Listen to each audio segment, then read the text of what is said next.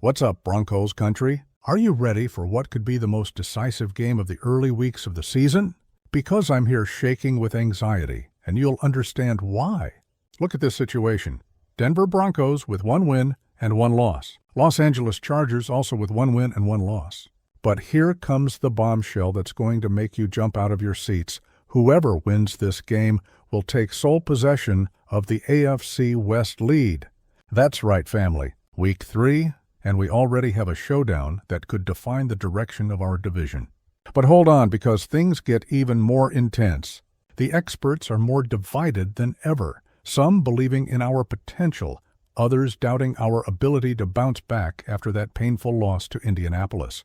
Will Bo Nix be able to play without crucial mistakes? Will our defense rise up after allowing almost 500 yards last week? And most importantly, will Sean Payton finally get his first win against Jim Harbaugh as Denver's head coach? Stay tuned, because I'm going to tell you everything the analysts are saying, and some of these predictions will blow your minds. Let's get straight to what matters, Broncos country. The scenario is set up in a way that not even Hollywood screenwriters could have created better. We have 2 teams fighting not just for division leadership, but also to prove who really has playoff DNA this season. And look, when I say the situation is tense, I'm not exaggerating. The experts who cover our team daily got together to give their predictions, and opinions are more divided than Broncos and Chiefs fans in a Kansas City bar. Starting with those who are skeptical about our chances. We have analyses that make any Denver fan feel a chill down their spine. James Campbell didn't mince words when he said, "Something is wrong with our Broncos right now." According to him, the team isn't playing with the basic fundamentals and discipline we expect to see. And here comes the phrase that hurts the heart. Whisper it quietly, but the Chargers might be the most complete team in the AFC West. Man, when I heard that, I almost broke the TV. But let's be honest, he's not making up these criticisms out of thin air. Our defense allowed a real offensive party last week, and that was against a team that wasn't even considered an offensive powerhouse. Thomas Hall wasn't optimistic either, comparing our team to Dr. Jekyll and Mr. Hyde. Just imagine, 2 weeks into the season, and we're already being called schizophrenic. He highlighted that facing a quarterback who's playing at the level Justin Herbert has shown so far isn't easy for anyone, much less for a team that's still trying to find its identity. But wait, things get even more interesting when we analyze the tactical side of this matchup. Chad Jensen brought up a reflection that hit deep for every fan who bleeds orange and blue. He said the Broncos can survive even with Bo Nix not having a perfect game, but only if our defense really honors the reputation it's built over recent years. And family, that's the truth nobody wants to admit. Our defense was being treated as one of the best in the league before the season started. Vance Joseph, our defensive coordinator, built this unit to be dominant. So what happened against Indianapolis was more than just a bad game. It was a brutal breaking of expectations. Zach Kelberman brought data that makes any realistic person feel their chest tighten. Without Dre Greenlaw, without Evan Engram playing on the road against who Vance Joseph called the current MVP, and on top of that, the Chargers swept us completely last season. These are numbers that don't lie, folks. Now, let's move to the side that makes our Broncos country hearts beat faster. Because it's not all doom and gloom in the pessimist's garden, Keith Cummings believes we'll see 4 touchdowns from Bo Nix, sealing a memorable division victory. 4 touchdowns! Can you imagine our offense exploding like that? Carl Dummler brought a perspective that got me excited. He believes last week's loss will serve as extra motivation for the team. And look, that makes perfect sense. Nothing motivates a group of professional athletes more than tasting the bitter flavor of letting victory slip away in the final minutes. Dummler also highlighted something that could be our secret weapon. Bo Nix as one of the best quarterbacks in the red zone in the league. And folks, this isn't opinion, these are facts. Our rookie has shown impressive composure when the field gets short and every play is worth a touchdown. Luke Patterson brought a technical analysis that made me even more confident. He focused on our defense's ability to stop the run, which would force Herbert to win the game purely with his arm. And let's be honest, as good as Herbert is, doing that against our secondary in a divisional game isn't an easy task. Patterson also mentioned something crucial for our offense, the need to utilize more than just one primary receiver. Courtland Sutton has been fantastic, but Troy Franklin and Marvin Mims Jr. need to show up to push the Chargers' secondary to their absolute limit, and that's where one of the most interesting analyses of all comes in, brought by Lance Sanderson. He identified a specific weakness in the Chargers' defense that could be perfect for Bo Nix's characteristics. According to Sanderson, Los Angeles plays primarily with zone coverage, exactly the type of defense where our rookie quarterback has the most success. Family, do you know what this means? Bo Nix won't have to make those millimeter-perfect throws into tight windows. He'll be able to use his field vision and intelligence to systematically dissect the Chargers' defense. Sanderson even projected an offensive shootout, predicting a 31-30 victory. Imagine what a game that would be.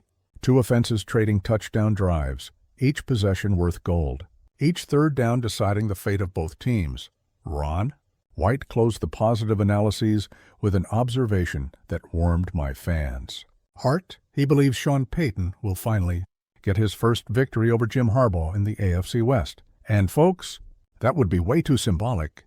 Payton came to Denver exactly for these moments, to take a team with potential and transform it into a real contender.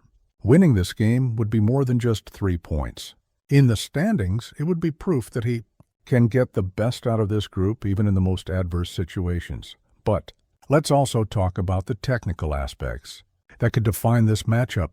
The Chargers' offensive line has protected Herbert very well, allowing him to operate with time in the pocket.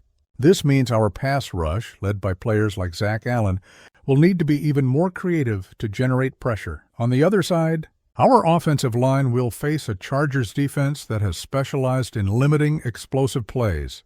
They force short gains and swarm to the ball in groups. This can be frustrating for any offense, but it can also open opportunities for precise timing plays. The running factor could be decisive in this matchup. The Chargers have a solid defense against the run, but their ground offense hasn't been anything special. Meanwhile, we've shown potential in the ground game, especially when we can establish rhythm on first downs, and we can't forget about special teams, an area that cost us dearly last week. 2 crucial failures sealed our defeat against Indianapolis. In a balanced game like this promises to be, every field goal, every punt, every return could make the difference between victory and another frustrating loss. The psychological pressure also can't be ignored. We're talking about a divisional game on the road against a team that completely dominated us last season. Our younger players, especially Bo Nix, will feel every moment of this pressure. But family, what if this pressure transforms into motivation? What if that painful loss last week serves as fuel for a memorable performance? Young teams can be unpredictable, both for better and worse. What impresses me most about these analyses is how the experts are genuinely divided. It's not a consensus that we're going to lose, nor a certainty that we're going to win. It's exactly the kind of uncertainty that makes football games exciting. Some see our defense recovering and making Justin Herbert have the toughest day of his season. Others believe Herbert is playing at such a high level that it would be impossible to stop him completely. On the offensive side, opinions vary between those who believe Bo Nix will explode against the Chargers' zone coverage and those who think our offense is still too young to win a game of this caliber on the road. But before continuing, Denver Broncos family, if you're enjoying this detailed analysis and want to stay on top of everything happening in Broncos country, just hit that subscribe button and turn on notifications. Because here you'll always have the most complete and passionate analyses about our beloved team. Folks, after analyzing all these predictions, one thing is clear: this isn't just any game. We're talking about a matchup that could define not just who leads the AFC West after 3 weeks, but also the morale of both teams for the rest of the season. The numbers don't lie.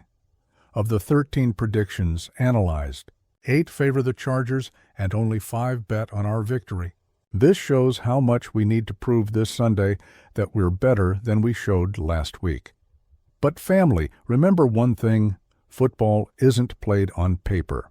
All these statistics, all these analyses, All these forecasts are worth exactly zero when the 22 players step on the field and the referee blows the whistle to start the game. What really matters is whether our defense will show wounded pride after allowing almost 500 yards against Indianapolis, whether Bo Nix will stay calm in decisive moments, whether Sean Payton will find the right plays to neutralize the Chargers' offensive weapons, and most importantly, whether Broncos country will be present, even if it's through our televisions, screaming and supporting our team on every snap, every third down, every crucial moment of this showdown. Because at the end of the day, that's what makes the difference. It's this energy, this passion, this unshakable faith that transforms a group of athletes into a real team. So, Broncos country family, after all this analysis, what do you think? Do you believe our Broncos will be able to recover from last week's loss and take the AFC West lead? Or do you think the Chargers really are superior right now? I want to know each of your opinions. Comment down below what the final score will be, which player will be the hero of the game, and whether Sean Payton will finally beat Jim Harbaugh. And don't forget, like this video if you're true Broncos country, share it with all your friends who bleed orange and blue. And stay tuned to this channel because Sunday, I'll be back with the complete game analysis. Let's go together, family. Broncos country, let's show that we're stronger than any adversity. Until the next video, and may Sunday be our day of glory. Go Broncos!